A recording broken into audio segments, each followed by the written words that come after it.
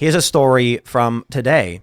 CNN.com reporting Macron says nothing ruled out, including using Western troops to stop Russia winning Ukraine war. I mean, come on. It's fascinating how they'll try to mince up the headlines. They can just say it. NATO is threatening to deploy troops into Ukraine in a direct declaration of war on Russia. CNN, how about this? Macron says nothing is ruled out, including declaring full-scale war on Russia. They don't want to do that because you've got now stories popping up where they say Russia warns of war with NATO if troops are deployed. No. Vladimir Putin is saying if you deploy troops, that would have been a declaration of war on us. It sure would. Yeah. I mean, it clearly would have been. And also, NATO, I don't know who the person was that from NATO, but there was someone speaking on behalf of NATO. The NATO chief said Ukraine will be in NATO. joining. And I mean, that's just saying there will be some kind of confrontation with Russia. Hopefully.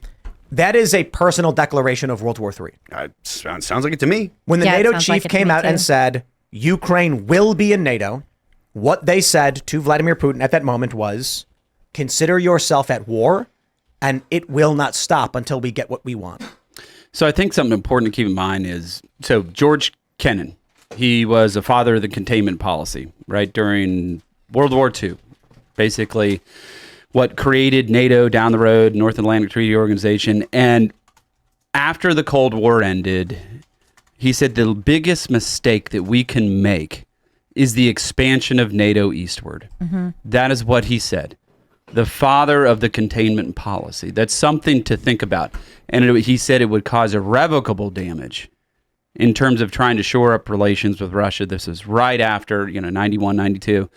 And, he continued to say this into the 2000s. And I think, I can't imagine he's still alive, but, that's been very clear. Secondly, how many of these countries are actually paying their 2% of GDP into NATO? Is France and all? No, most of them don't. They don't pay. It's basically Macron being like, hey, Russia, my friend America is going to come beat you up. And I'm sitting here as an American be like, oh, come on, dude. Yep. Yeah. I'm going to get into a fight for you. So, and that's why, you have the political side of NATO, the political leadership. That's the Secretary General who here recently said, yes, we're, Ukraine is going to join NATO. But look, there is a military component to this, which we make up the mass amount of it. These folks can't even spend 2% of their budgets on defense, which they are treaty bound to do. So why would we go along with any of the other treaty obligations if the other ones are not being met? Donald Trump has said this multiple times, and everyone freaked out. Like, what is he talking about? This makes all the sense in the world. European countries are basically vassal states for the United States empire. Well, so we want war. And we're going to push, they're going to do what we tell them to do. Well, they had a great deal post-World War II. We subsidized their security so they could have social welfare programs.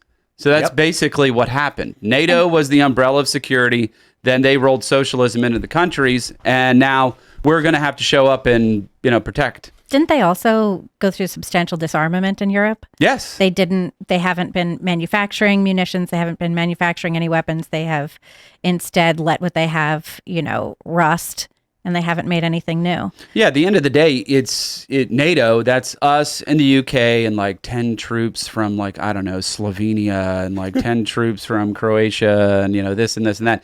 France obviously has a sizable military component in this, but Turkey's in it. What does Turkey think about this? I'd be curious to know that.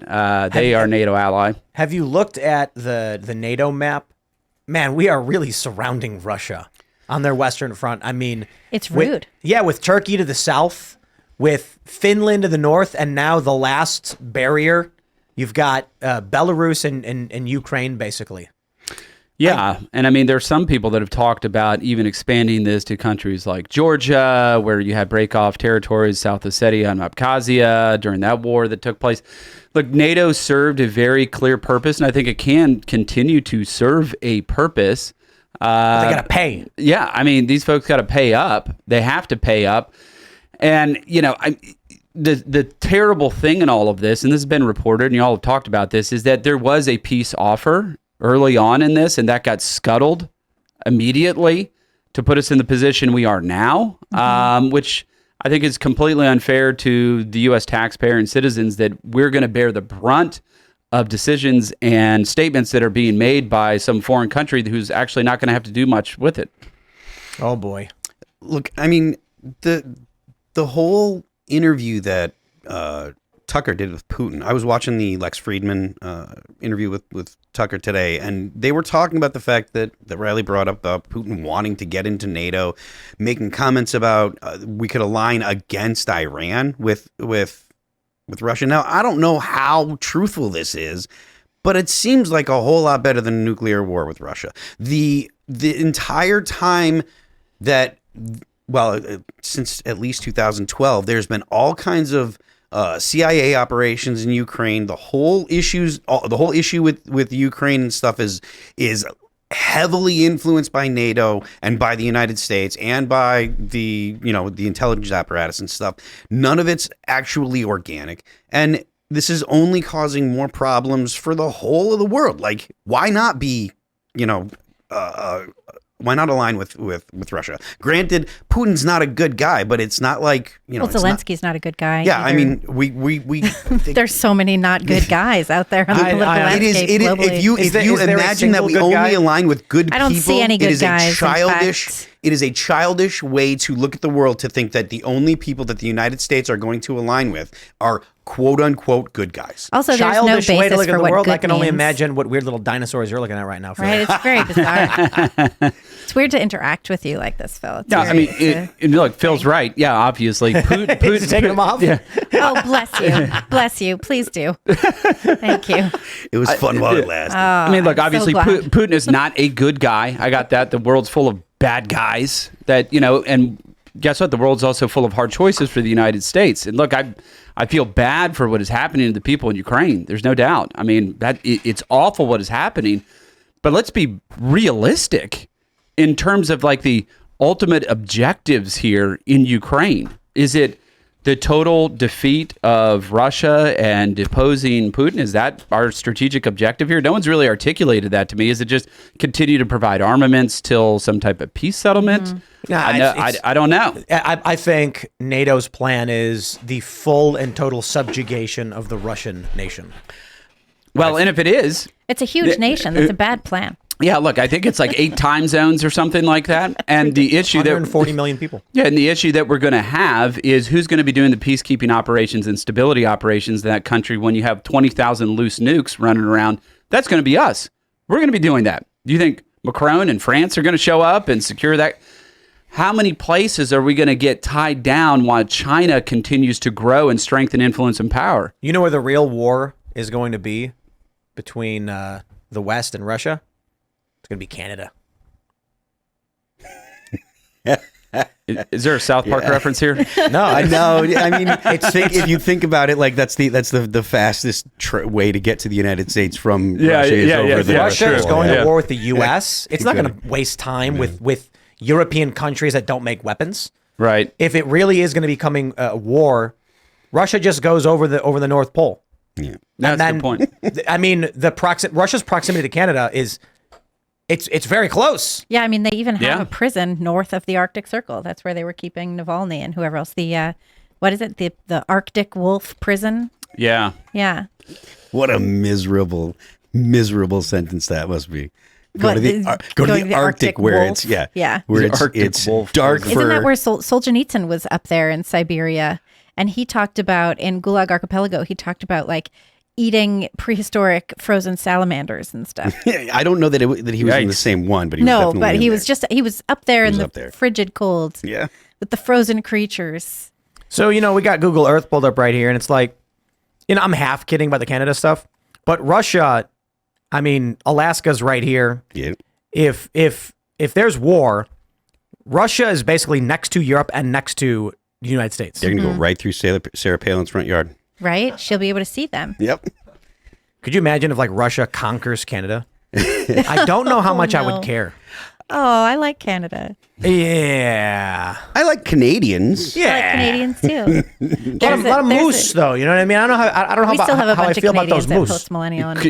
Cue the Blame Canada song. Hey, I mean, I think we should take Canada first if it's going to be over Canada. Right? I mean, yeah. I mean, Seriously. here's the crazy thing: is like that's a possibility. No, Yeah. I'm not even It's a lot joking. of resources, man. Let's say whatever the propaganda is, we go to war and it's World War III.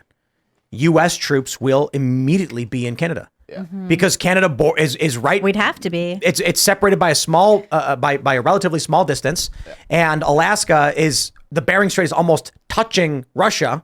Russia has very direct access to the United States and to Canada. U.S. troops would immediately be stationed in Canada. Yeah. I wonder.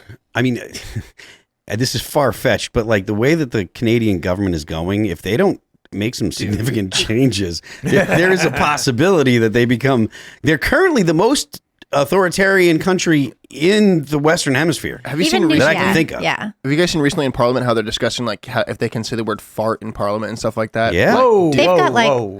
Family-friendly show. What are you doing here? Take it easy. They've got online censorship acts. crazy. They've got like Crazy. prison terms for hate speech. I mean, it's all insane up there in Canada. Yeah, I mean, maybe it's a little far to say that they're the most in the Western Hemisphere, but they're likely Well, you've up got there. Venezuela. Yeah, like they're not great. And Cuba and Cuba's Venezuela. not amazing. So maybe they're not in the Cuba the and top. Canada might be a little bit related. Who I knows? mean, lately Cuba's been relaxing, if I understand correctly, and Canada's been tightening up a lot.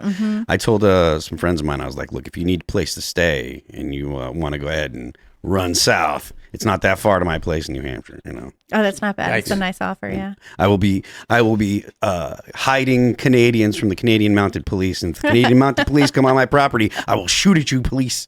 Yeah. I'm kidding. That's a joke. It's a joke. To help calm things down, we're in this time where we're very scared we could be escalating to World War III. The good news is we have good leaders of sound mind. Thanks for watching this clip from the Timcast IRL podcast. Hang out with us live Monday through Friday at 8 p.m. and become a member over at timcast.com for uncensored, members-only shows exclusive. Thanks for hanging out, and we'll see you all next time.